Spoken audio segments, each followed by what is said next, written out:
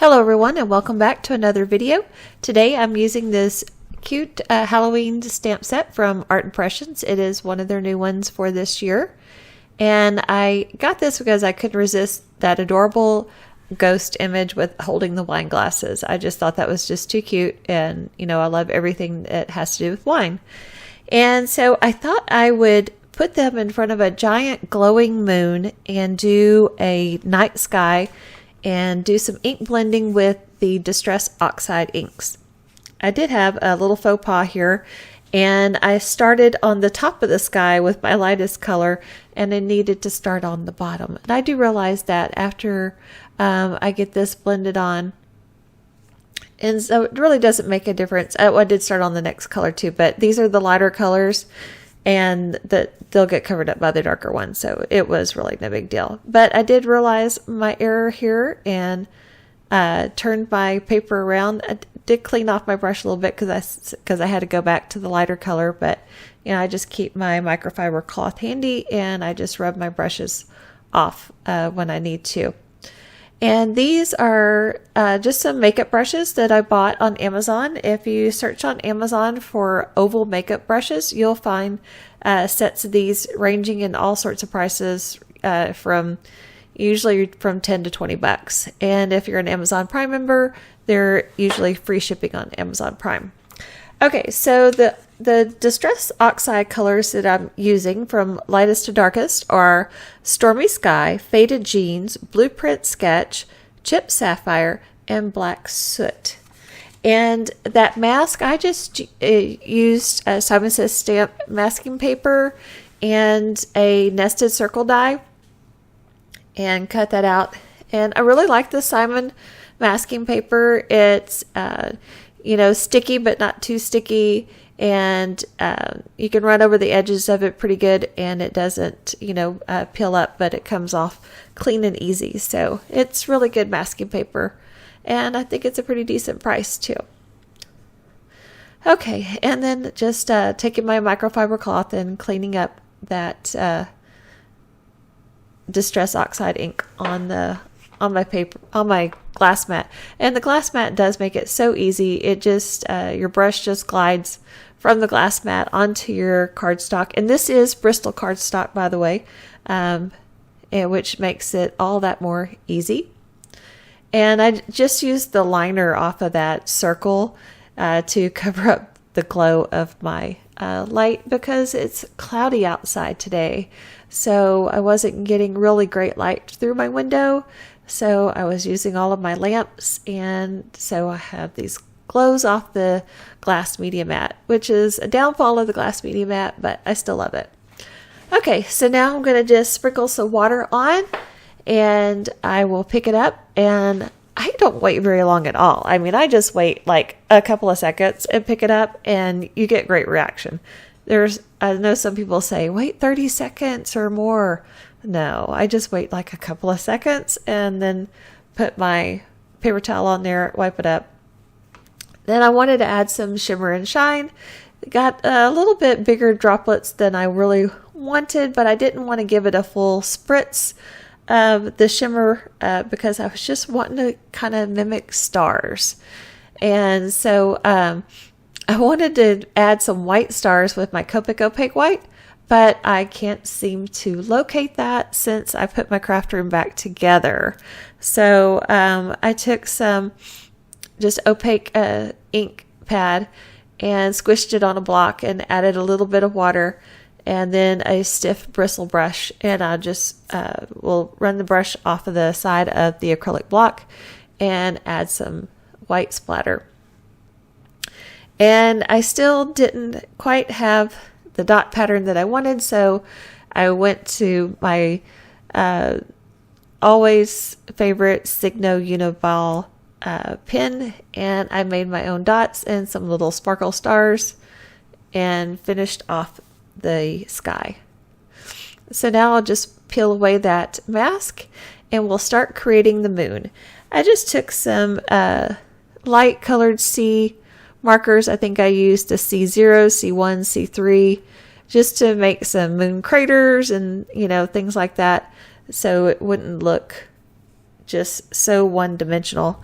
After I made my craters, I thought it still looked a little one-dimensional, so I went around the outside edge of the moon, starting with the darkest color and then working my way into the lighter color.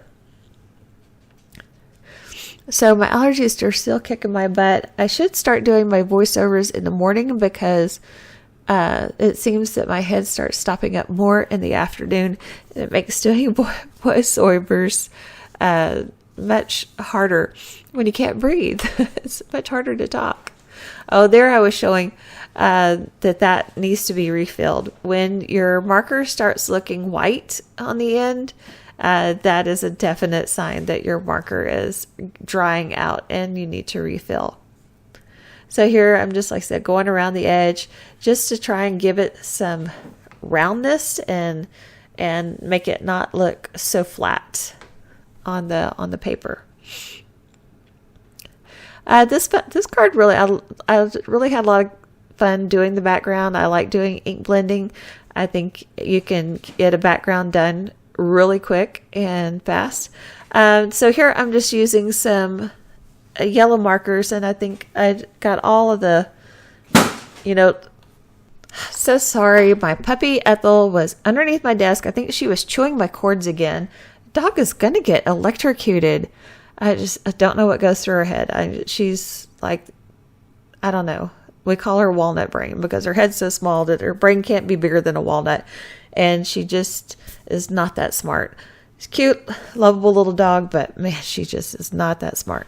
Anyway, so I used the yellow markers. I think I used 0, 000, quadruple 0, and maybe the 0 and the 1 to just give some color to the moon.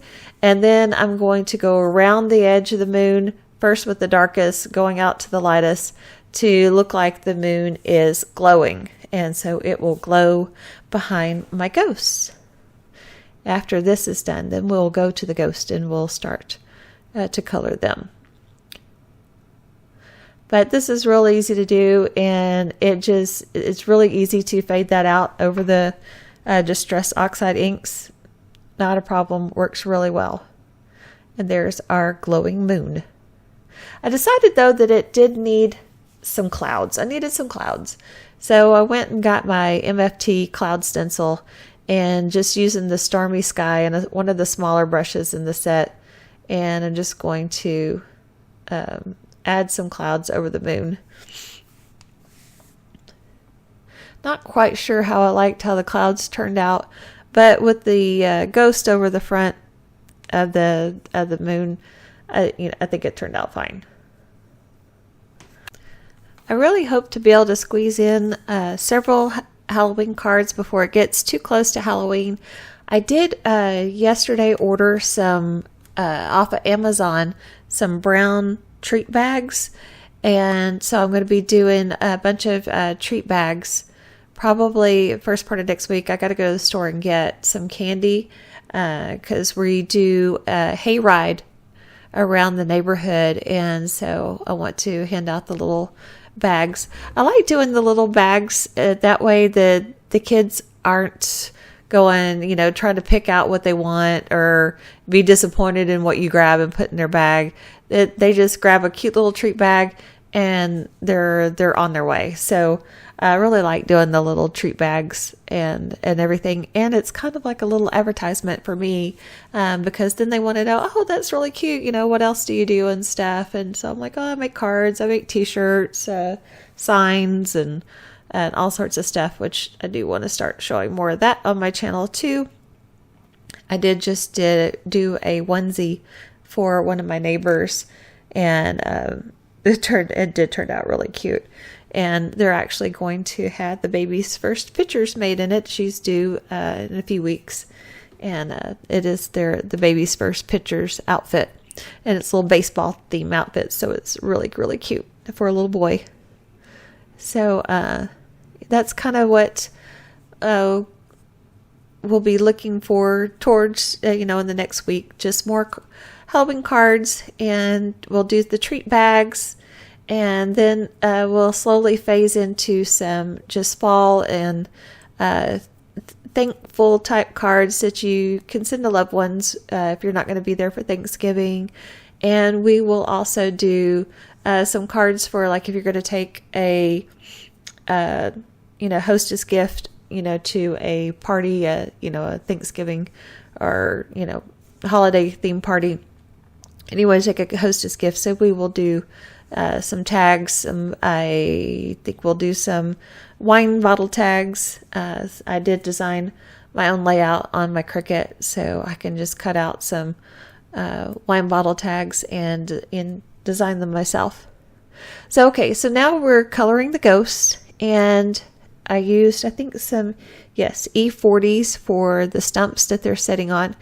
And for the shadows of the ghost, I'm taking my own liberties. I started looking at the shadows, how they were done on the packaging, and that's really for some light that would be like in the upper right hand corner, but our light's coming from behind, so really the center of the ghost would have all the shadow, and the light areas would be around the edge from the glow of the moon. So I'm kind of just taking a little bit of liberty as to where my shadows would be, but I am adding the glow, like the glow from the moon, around the outside edge. And that one ghost right now looks very, very gray. But when you get them cut out and you put it on the thing, it just does look like shadows, and that your ghosts are white. So don't be afraid to add some darkness to white things. It will give them shape and dimension and make them not look so flat. So like I said, but if you're going to do backlit, the center of the object really should be the darkest, and it should be the lightest on the outside edge. But your project's your own. Take whatever liberties that you want. These are the liberties that I'm taking on this one. And I think it turned out really cute anyway. So this was really actually some pretty quick and easy coloring. I think I had 35 minutes total of film time. No, 45 minutes. 45 minutes total of filming time when I started. And then, of course, I edited some dead space out, and then I sped it up to bring it down to a manageable time length for you to watch. Still is kind of a long video, but I hope that you will stick around to the end and see the final product. Something else that I will probably try and get filmed tomorrow or the next day is I have my next Echo Park Club kit here. It actually has been here for a few days, and I just have not had time to sit down and film it, and I have not even peeked and opened it, so I don't even know what is in it this time. I said, and I'm not affiliated with them or anything. I just wanted to try out a few kits of theirs, and after I try out a few of these kits, I'm going to find another one, maybe Gina K or somebody like that, and try out a few of their kits and just test some different things out. I have had this kit for probably since before we had to move out of the house for the floors to be redone. A kit from FabFitFun, and it's just a seasonal kit of just girly things. And I said I've had it since before we had to move out, and I just have not had time to film it either. So I have not even opened it to see what the goodies are inside of these. You can somewhat customize it. You can, you fill out this questionnaire of the kind of things that you like, and basically they just send you samples, but they're full-size samples of different products to meet the needs of the kind of things that you're looking for. So I think it'll be fun just to test out some new things, and we'll see how it goes. Like I said, it's a seasonal thing, so I think you only get like 4 kits a year or something like that. So it wasn't a huge commitment. So if it did work out, we'll cancel that one. I decided to do some stamping with VersaMark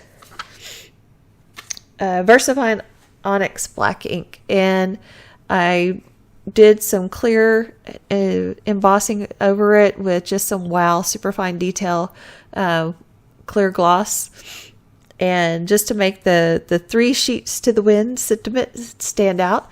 And then I decided that I needed something else up in my sky. And in the stamp set is this grouping of 3 bats. And so I just decided to take the same black ink, stamp those, and clear ink emboss over those as well. Okay, I decided to really speed that part up really fast because I was zoomed in a little close, and yeah, that's just kind of boring to watch that. Everybody is heat embossed like a ton of times, so just gonna speed on through that. I just showed my small Tim Holtz guillotine trimmer from Tonic. I really, really like that one. I got the small one and the big one, and I have basically replaced what I used to use with those. I really like them. The blade is super sharp. They're, I think, very precise, and I get better cuts out of those. I really, really love those. Really recommend them if you're looking for a cutter of some sort.